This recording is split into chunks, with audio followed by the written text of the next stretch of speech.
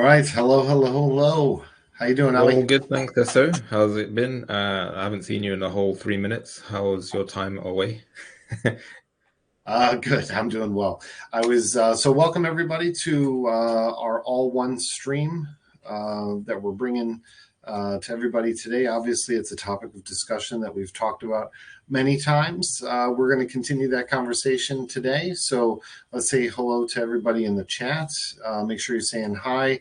It's the usual suspects, right? Hello, Joanne. Hello, Sue. Hello, Kitri. It's good to see you guys. Ollie, welcome back. Thank- Let's talk about your trip for a second, if you don't mind. Tell us about your trip or how it was. How'd it go? Yeah, so it was great. I was back or yesterday on yesterday's stream with Emily and Mickey. We went through quite a few stories, and I'm sure more stories will come out. But yeah, this is all one specific, and we got to physically be at all one as well, which is really cool. You know, it's like opening up a facility halfway across the world. It makes sense to pay a visit, see how everything is, meet all of the staff there as well, and get to know everybody and look at the processes and kind of build stuff out. So it was great to do that in person. Like I said yesterday, or like Mickey said as well, it's like there's only so when you're messaging on email and communication channels or even a live call, it's all about the nuances in between sessions and in between conversations is where really the innovation is born, and we definitely saw a lot of that. So it was a great trip, but I have a feeling that we won't be staying away for too long. Yeah, that's exciting. I know it was a big trip for for us at private label people. Obviously, it was a big trip for you and Mickey having making the quest really and all the travel involved. So just a family thing for me. When it comes to how we do things in our family, one of the questions I always ask my son is, what was your favorite thing or your favorite part? So I'm going to ask that of you just because I always love the answers that come from it. And it kind of puts you on the spot a little bit, but it allows for maybe just what was your favorite thing or favorite part that came out of the trip for you? Let's just say kind of business wise and personally. So business wise, I would say it's just solidifying that relationship that we've had over the years with our partners in China, and also kind of like I said, um, the innovation and the ideas of just speaking to each other one on one. And some of those ideas are starting to be put into practice. We were just having our team meeting not so long ago, and I got to share a few of those bits with the guys, and it was received really well. And I can't wait for everybody else to find out as well. We know how keeping secrets goes around here. I'm sure everybody will know before it's even a real thing. So that's probably on a business side, but on a personal side, the travel, obviously, we love traveling and seeing new places, going to eating new food and new experiences. So just kind of seeing the vastness of the landscape, traveling for 4 hours from one location to the other, and looking at the map and just only seeing a couple of centimeters on that map. What would it be like to travel from one side to the other, and what would you see? So from a travel perspective, that was my favorite bit. Well, that's pretty great. I do admit that while you guys were traveling, I did pull up my map several times online and review some of the places. And um, I have even kind of shocked myself to see how large China is. The U.S. is a very large country, but I'm very familiar with the basic landscape of it. I haven't been everywhere, of course, but I have a general good understanding of it. But when I look at a map of China, I don't have nearly the education or the understanding of it. So I did do a little bit of background in there. I'm super excited about an opportunity in the future. A little nervous, to be honest, but I'm open to things. So we can Hey, try. it's all good. We'll show you the ropes. We'll show you the ropes. I think we're pros now. You might be. Well, this is a good place to start our conversation about All One. So, what I would like to do is go to the chat a little bit today.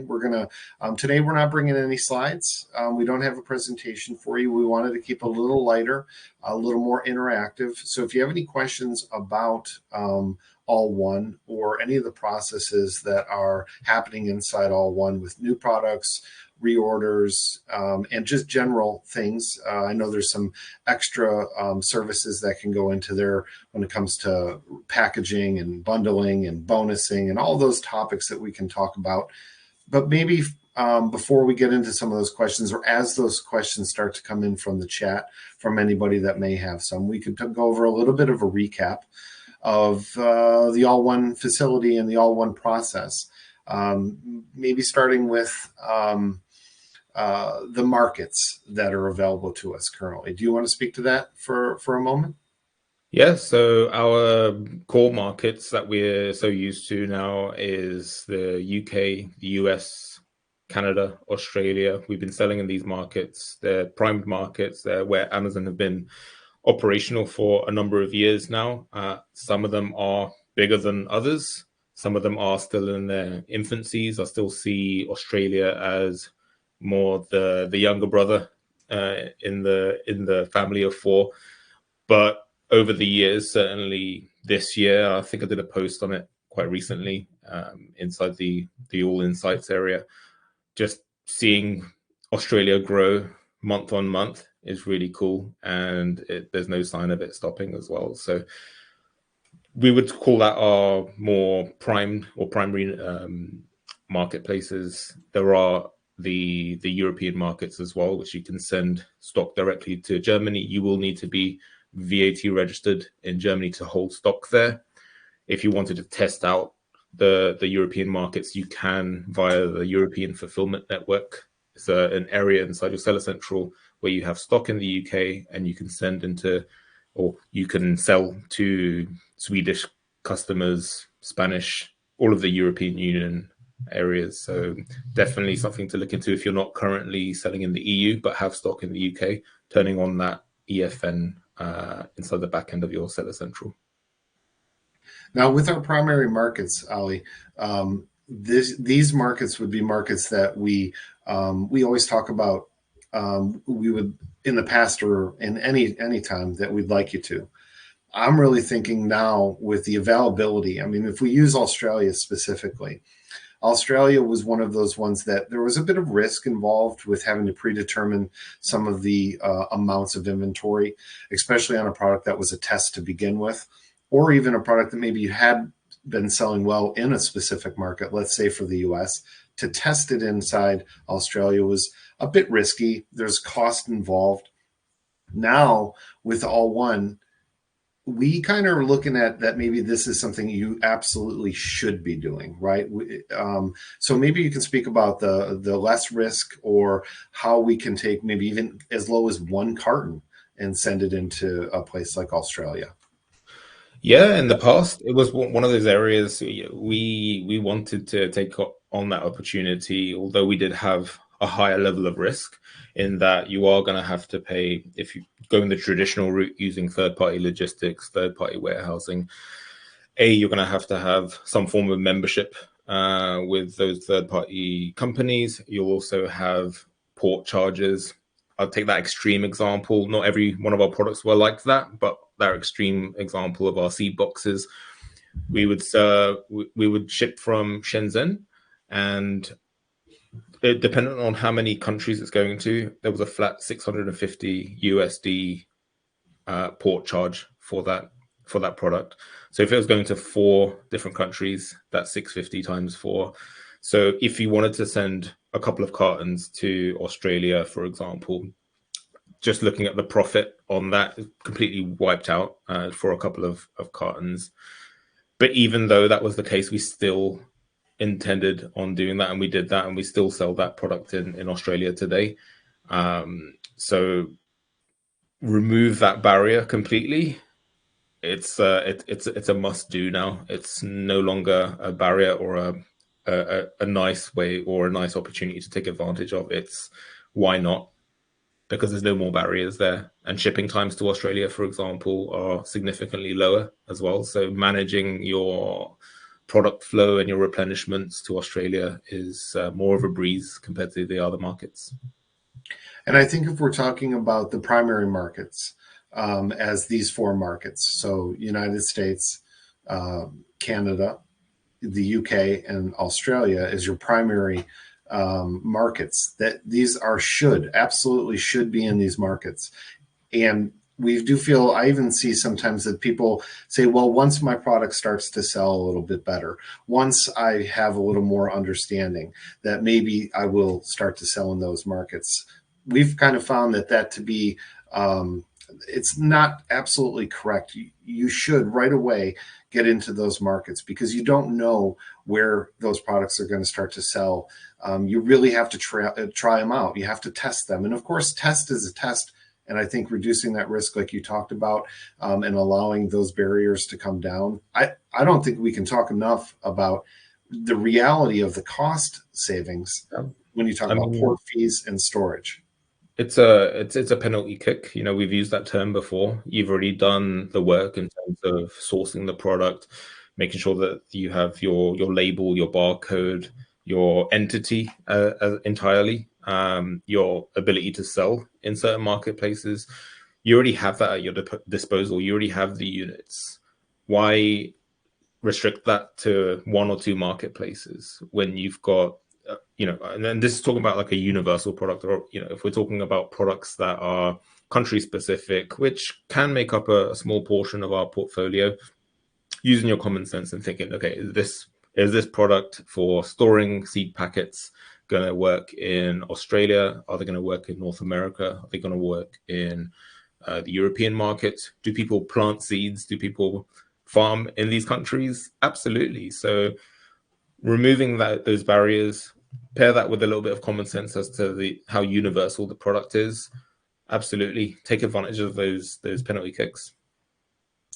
That makes me laugh a little bit. One of our first products was a very seasonal product, and it had to do with outdoors, and it was in a lawn and garden area. And I remember thinking, as I was nervous about selling into the UK, I remember asking Emily early days, like, I don't even know if people in the UK have yards. Like, I know it's so random, but as our world started to open up, these are some questions that we wanted to ask ourselves.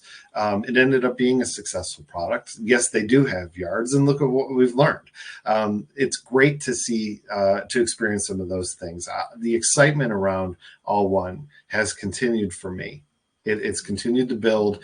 It's actually continued to grow. I think I might be more passionate about it now than I was early in the beginning, because we're starting to really see those benefits come to fruition for us, and really see the results as the All One facility fills up, as the replenishments start to move, those pieces coming into place and really seamless and really connected. You mentioned something today that was interesting to me about the All One facility, which was about the compliance and how well the team is understanding the requirements going into Amazon and how this can benefit us. And for me, it really was one of those things where many times with different products, it's part of being involved with products, right? You have carton issues, you have compliance issues, you have size issues, weight issues, barcode issues. These can be solved at All One on a level that we've never seen before. Maybe you could speak to just some of the extra efforts or some of the compliance pieces that are in place. Yeah, I mean, that was one of our main things to do, was to just make sure that every box that leaves the facility is in not just great condition, but also compliant with Amazon.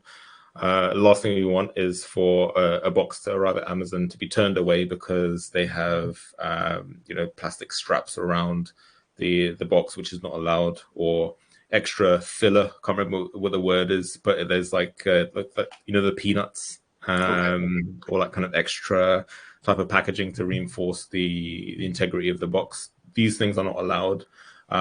So we've spoken about this and we've built processes around it. But like I said at the start, it's one of those things that you really want to be there in person just to make sure that none of this is overlooked. There's reasons behind this, and I was grateful to see that they were already doing this regardless. They understand the Amazon requirements and they keep a close eye if anything changes.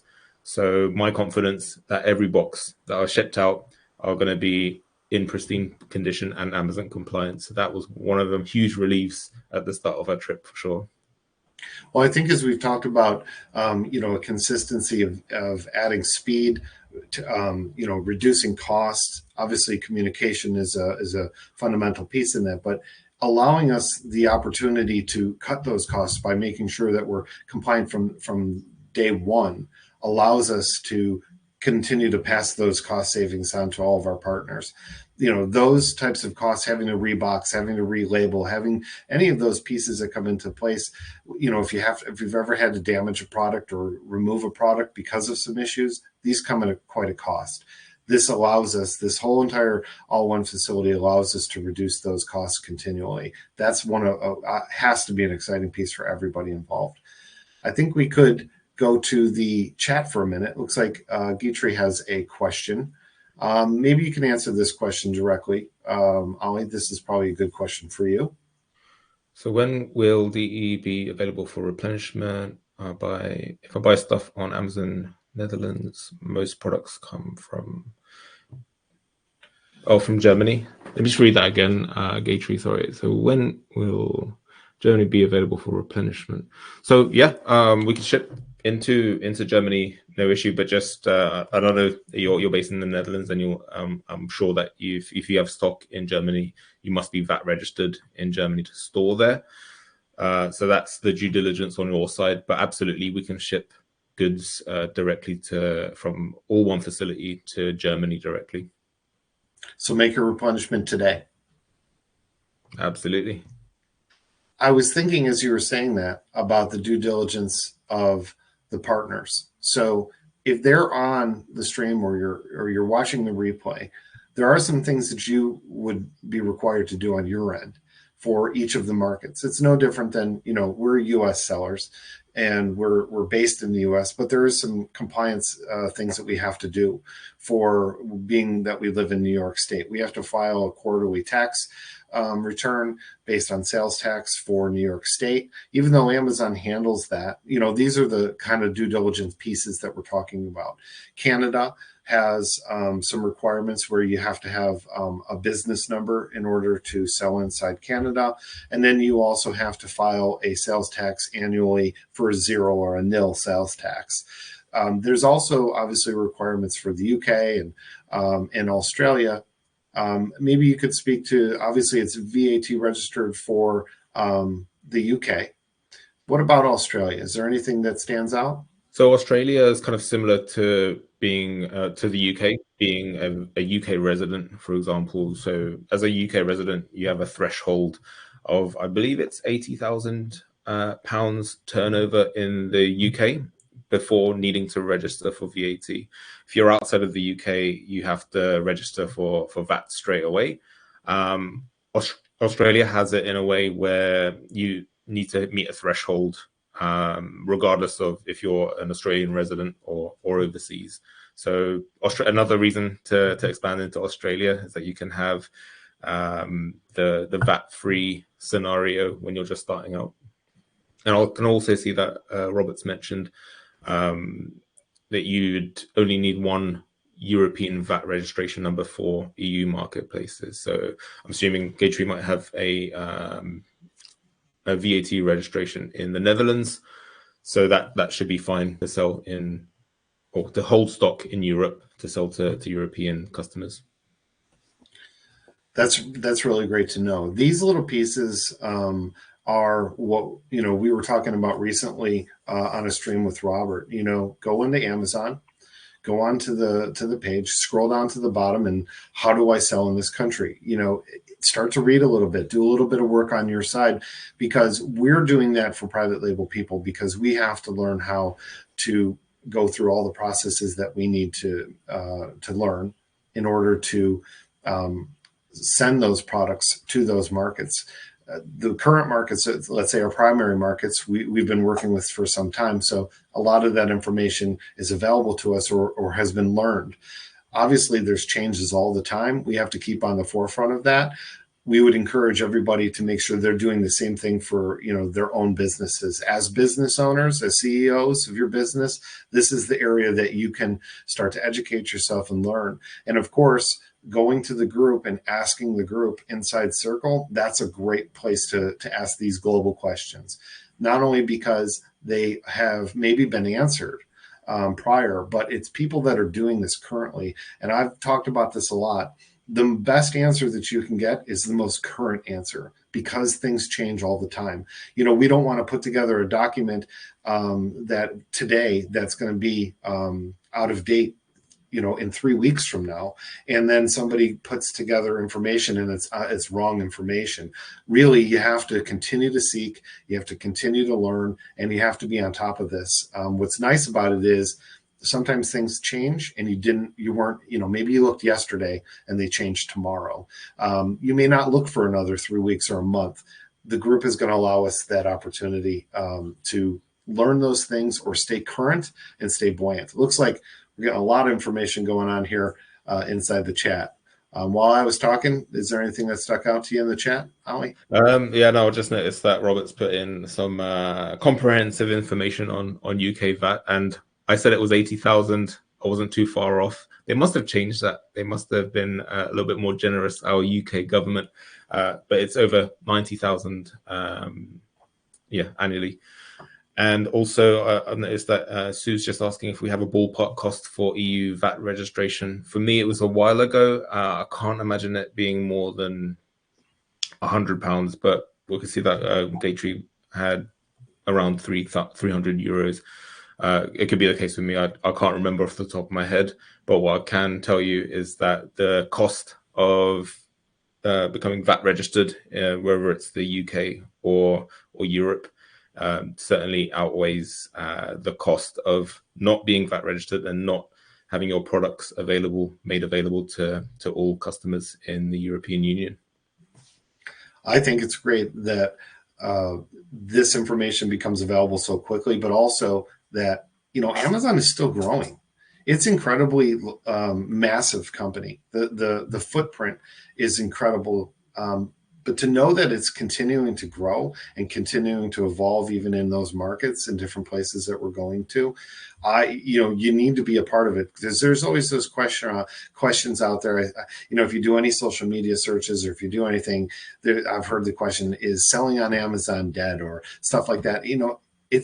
We're really, I don't want to say we're at the beginnings, because we're not at the beginning of it, but we are at a growth place with Amazon where it is becoming global itself, even more and more global. And it's catching on in some areas that it hadn't caught on before.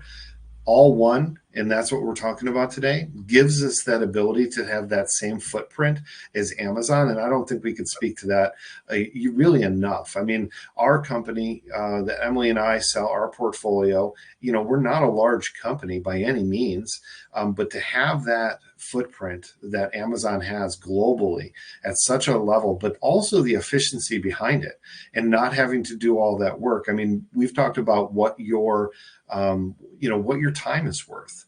With all one and with all inclusive products, all reorders, it takes a lot of that work off of the partner, puts it in, you're basically hiring that service out, and putting that onto someone else, allowing you to free up some space. Maybe use that time for learning about creating a larger global footprint. Maybe you learn, continuing to grow in different areas. Robert is talking, what do you say, 300 euros divided by 400 million people. That's an easy one. It's zero. Yeah, no, absolutely. And just to piggyback on what you were talking about in terms of footprint, if we think about these companies who have that global footprint, Starbucks, Microsoft, Apple, all of these companies, they have the infrastructure in each of these companies. Mercedes-Benz has manufacturing all over the place. They have showrooms all over the place. And we can leverage Amazon's, like we said on our last stream, wherever Amazon goes, we have access to that with minimal effort as well. So it's crazy to think about. I was thinking about the first product whenever we initially sold in the UK and ventured out into the US. It was a product that I think I spoke about maybe on one of the other streams or on a podcast. It was the pond protectors to stop birds from eating your fish in your fish ponds. There was no carbon copy offering in the US, and I was umming and ahhing, thinking, well, surely they've got fish ponds in the US. So let's test it out. Let's try it out and do a split order and send 30% of our reorder to the US. And slowly but surely started to build up and became a really good seller and a product that we still sell today in the US and other marketplaces as well. But just to think, in my head, for some reason, I thought, okay, that sending this stock to the US is going to mean double the work and double the time and double the efforts. But really, it wasn't the case whatsoever. Creating a new listing in the US market at the time, having to register for sales tax, we don't need to do that anymore, which is amazing. And a lot of the more seasoned sellers will be grateful for that as well. But having our footprint in these other marketplaces available to international customers with the amount of effort or extra effort required, I think we can probably call that leverage. Of course, I think the idea that you're speaking about, is something that holds people back. And what we're trying to convey over and over is really don't hold back. This global footprint should be a part of your business. You have, if you're an All-One member, you have access to that immediately as that stock gets into the All-One facility. It should be something that you do. Robert just, casually puts 400 million people into the chat. The reality is, if you're just in the US, that's 360 million people. If you add Canada, it's 40 million people. If you add Europe, it's another 400 million people. It's considerable. And when we talk about getting that money returned to us quicker, how do you think it's going to come back quicker? Do you think it's going to come back quicker by focusing on one area and just having it, make sure that it's really good? Or do you think it's by expanding and opening yourself up to, in addition, doubling the amount of people that could be, or more, the people that could be purchasing a product and getting in front of them? I think that that's considerable, and I think it's underestimated all the time. Yeah. And I mean, really all we're trying to do, and we spoke about this previously, all we're trying to do is not make more sales. That's not the main aim. If we really boil it down, what are we trying to do in terms of growing our portfolio and growing our sales? It's increasing the amount of sessions that we get. And what better way of increasing the probability of a higher session trend, but to expand into other marketplaces? I think one thing that really early on in our journey, what I found very difficult or just strange to get my head around is, what happens if it doesn't sell in those countries? What happens if I send 30% of this order to the US? There's nobody doing this. At the time, there was no other sellers doing that product or had a similar offering, similar to what we were doing. And I was thinking, what happens if it doesn't sell? But then I realized, what happens if my product doesn't sell in the UK? Am I gonna go to my third-party warehouse, bring it all back on a truck to put into my back garden? That's unlikely. So really, the potential losses versus the potential upside, I think it's more whittles down to fear. And if we think about that now, we've removed another element to that as well. Previously, if we were to send products into a smaller market, test out Australia with our MOQ, if the product doesn't sell, the fear in the back of the mind is that storage bill is just going to stay there month after month, slowly trickling down if we're making a couple of sales, but that liability is just going to remain there. We've removed that with All-One, because if the product has a slower start, which some can do, every product's going to have a different runway, that storage cost does remain the same, but that storage cost is free. So that's all I have to say. You know what? That's a huge piece that we talked about. You know, not only is it free from those monthly costs and bringing those down, but it's free to be sent anywhere. You know, we talked about that on multiple levels. Going into the chat, Robert mentioned that shopping malls are 80 years old, and proper Amazon FBA private label is about 20 years old. So we are very early. What's nice about being very early is the growth expansion ahead of us. And I hope that I'm not doing this for 60 more years. I do love what we do, and I love private label. I'm very passionate about it. So what that allows me to think is, you know, we are early in this, but what's nice about it is that we are not unexperienced. We're not having to figure it all out from the beginning. There's a lot of experience collectively, and a lot of this has been figured out. We are the all one for me is, you know, I know it was a game changer for us back in January, and we were talking about like a Q1 game changer. All one is a game changer for private label, not just private label people, but just private label in general. It is something that is, in order to be competitive, in order to grow your business, in order to get to those markets and allow those profits to compound and grow the way we know they can, this is a game changer for everything. And you have to be involved, because if you're not, you're going to be left behind. It's kind of like how AI is coming on. A storm of AI is coming into the markets. If you're not integrating some of these pieces, then you're a dinosaur. And I feel that that's the same way with third-party facilities and storage, that if you're going to continue down that direction, you're going to just get beat by the competition because you can't compete. It's not even that it's difficult to compete. It's just that you can't compete any further. Looks like Robert's continuing inside the chat there. But I did want to mention Emily's message, which is, yes, what is your time worth? Your time is the most valuable asset. I couldn't agree more. We've talked about this many times. All-inclusive products, all reorders, our entire structure really allows you to get more of your time back, which is huge for people that, you know, a lot of people are still, most people still have a day job. Most people are working this, you know, not as a side hustle, because it's a private label is not a side hustle. It is a full-time job and full-time business. Now, I know Robert would say that, you know, we're not putting 40 hours a week into it, but what we're doing is we're surrounding ourselves with it for that period of time. We're engaged with it for that period of time. We're not shutting it off for 2 or 3 days at a time. And that's what I mean about the full-time aspect of it. But our time is super valuable. Everybody's time is super valuable. So we'll put there. And then Sue mentioned it is fun to tell people that you have a global corporation. I love that part of it. I think everybody does. It's a big piece to speaking to other people, because most people don't understand what we do, and it's difficult to speak to it. I'm assuming most others are the same way as I am. Trying to speak to my family or trying to tell people what we do, especially friends, somebody you haven't seen in a while. It's not the easiest conversation. I don't know. Yeah, it definitely gets a lot weirder when the next question comes, which is, so what is it that you sell?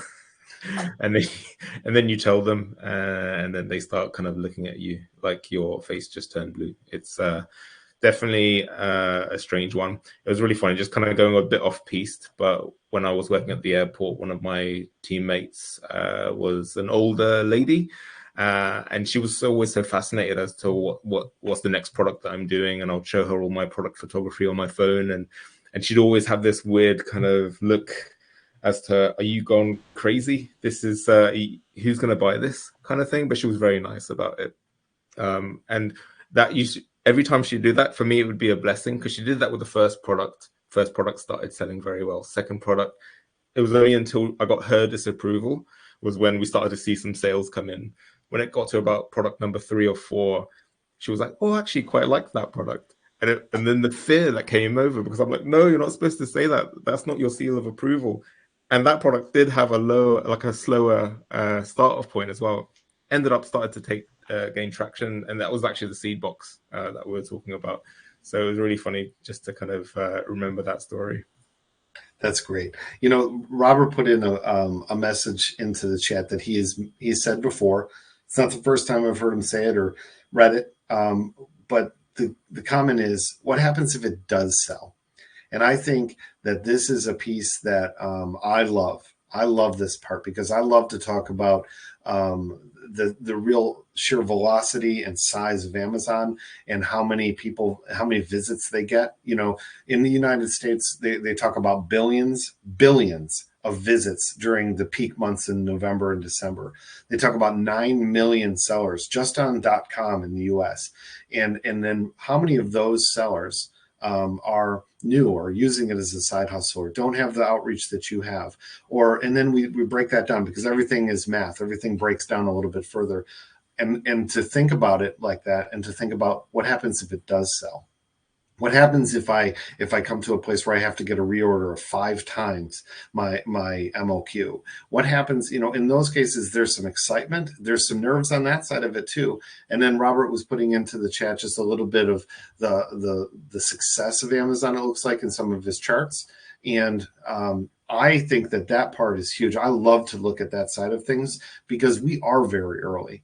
You know, Amazon is not everywhere yet, right? We are not everywhere yet, but we're going to continue to grow that through All One. We're going to continue to grow that through partnership with everybody inside the group and doing, you know, continuing to do AI products and continuing to do reorders and continuing to take the collective experience of everybody and use that as a tool too. I think that that gets understated a little bit, how powerful that tool is, because everybody is having their own experience individually with all these companies. And when we can put that information together, it really allows us to take the next step as opposed to just being in competition.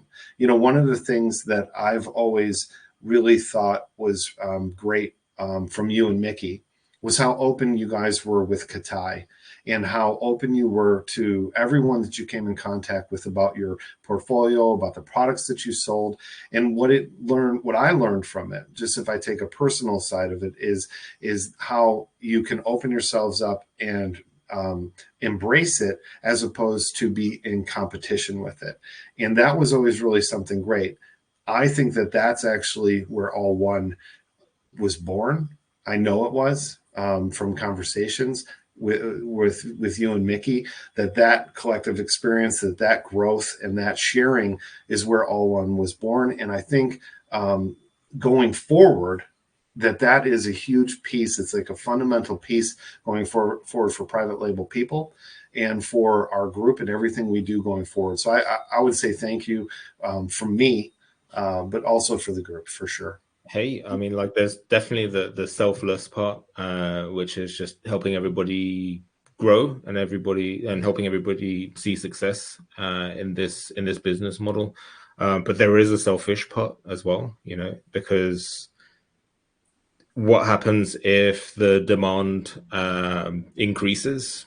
What happens when the number of containers increases? What happens when the facility grows to a larger facility?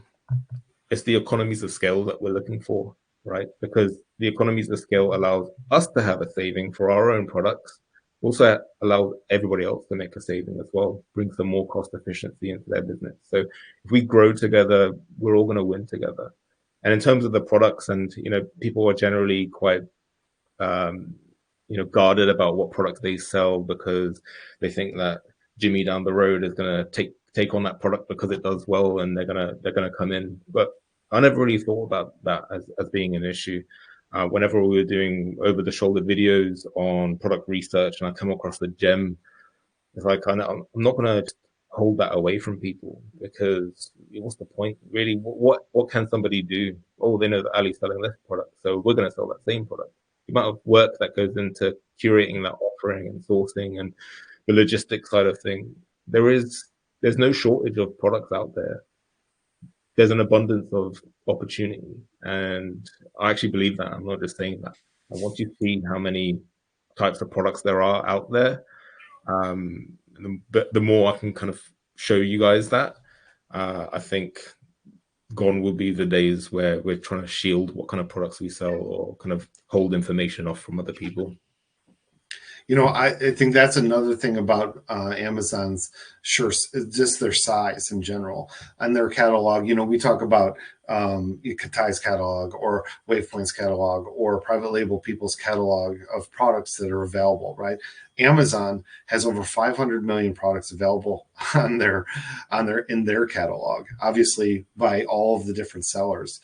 That's massive. And I agree with you that we haven't even scratched the surface of those products, really, even with several years working into these products. And of course, you can get into research and see some of these products over and over again, but they lead you on the path down the road because those products are on that path to get to more products. You have to pass through some of those on that journey.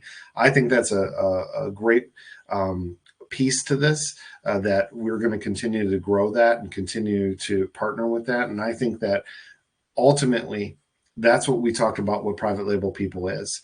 Private label people is continuing to connect our success to your success. So as a partner of private label people, we want you to be successful. We're betting on it. We've put a lot of investment, time, money, energy into your success. And I think that is a recipe for success, as opposed to looking at it differently, looking at it as a money grab, or looking at it as just a business aspect of it. It takes away, when you do that, it takes away from the personal side of things, and we start to get to know people pretty well, and we see them regularly through this. But even the people that maybe we don't see all the time, it doesn't mean that they're not watching the replays or they're not trying really hard. It just means that their situation, with us, just even in the time zones, if we just use that as a viable excuse of why we don't see the same or certain people at certain times, it doesn't mean that somebody's not working in the background.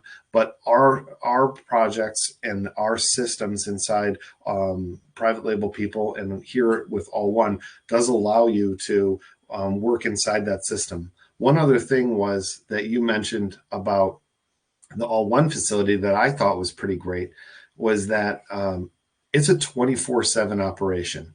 Do you want to speak to that just for a minute?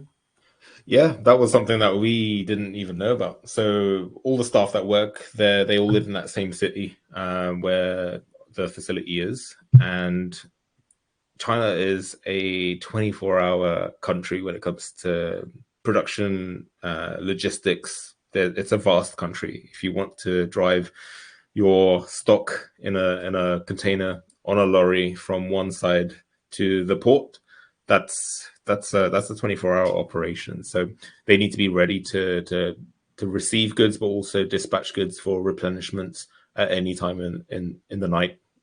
They could have a lorry show up at 3 a.m. and the goods need to be ready to be loaded on. So that was pretty interesting to see for sure. Yeah, I know when people have asked in the past about replenishments and, how often can I do replenishments? Is there a cap on it and stuff like that? There's not. If you have a replenishment, which we're hoping you have them to all the primary markets, you should be working towards that right away. Get those replenishments in, and we are on our side making sure that process is as seamless and as quick as possible. There's always hangups in any of the things that we do when we're talking about new products.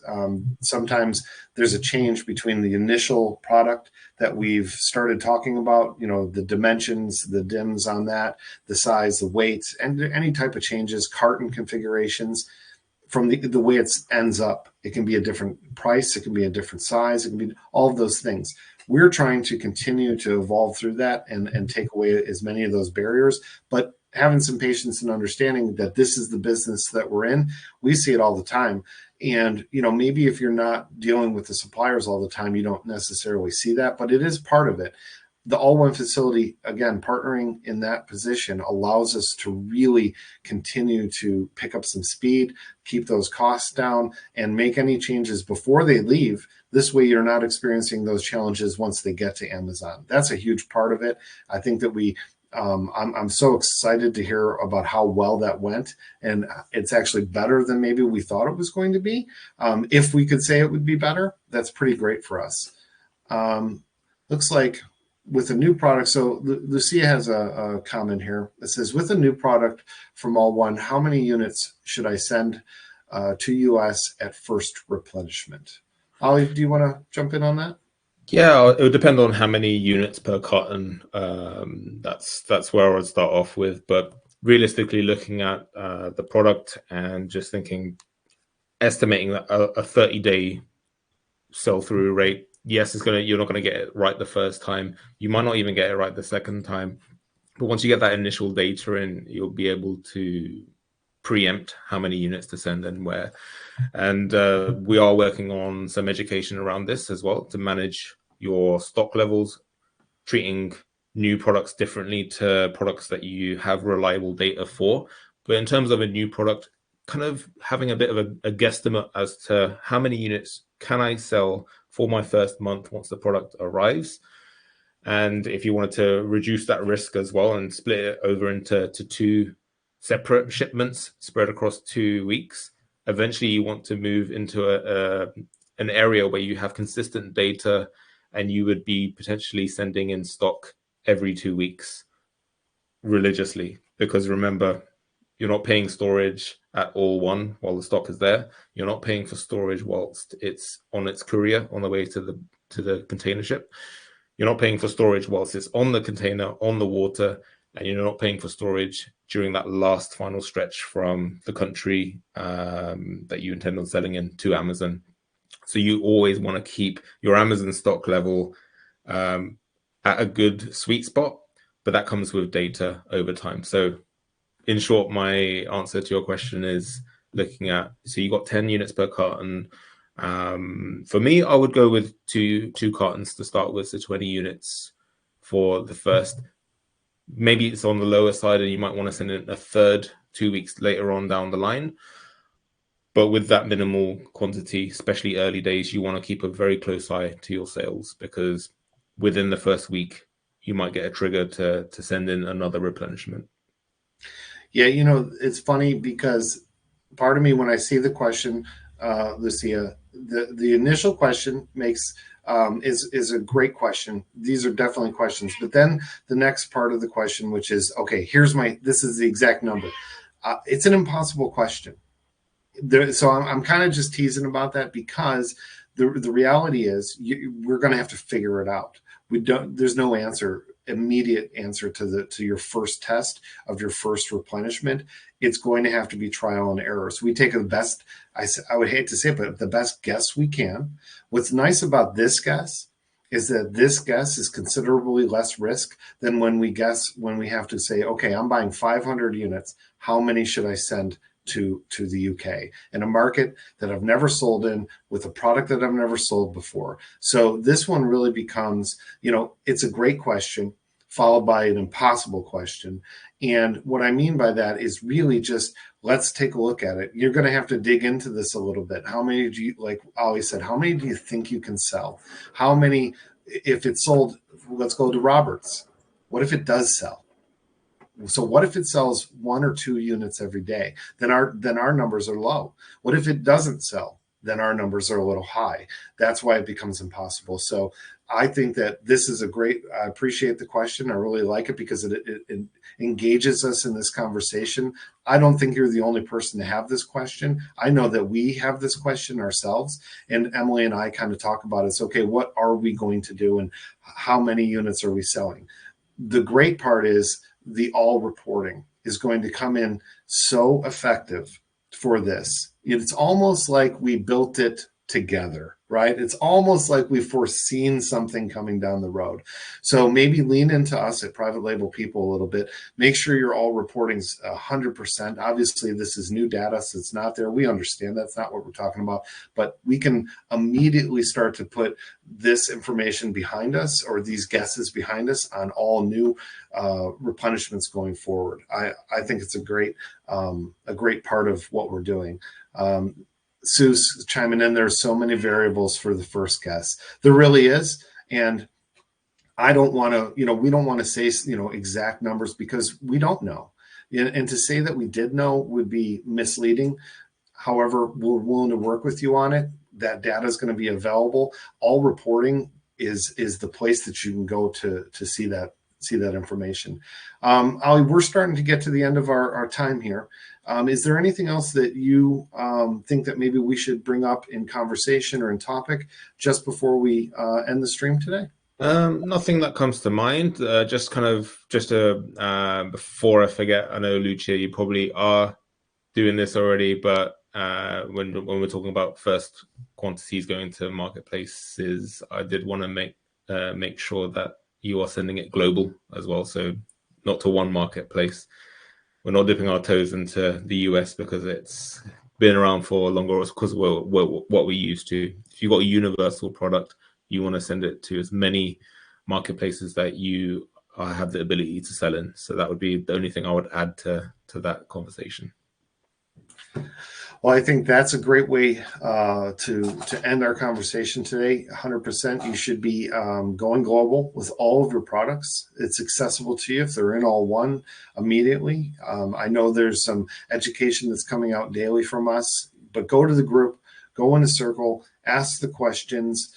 And if you don't get the questions there, post it out there and say, listen, I still need some help with this. Can you help me? And of course, we're going to be there to support you for this.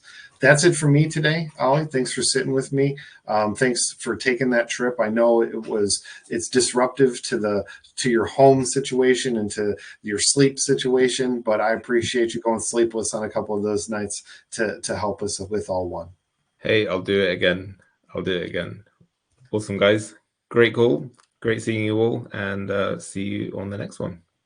Take care. Bye.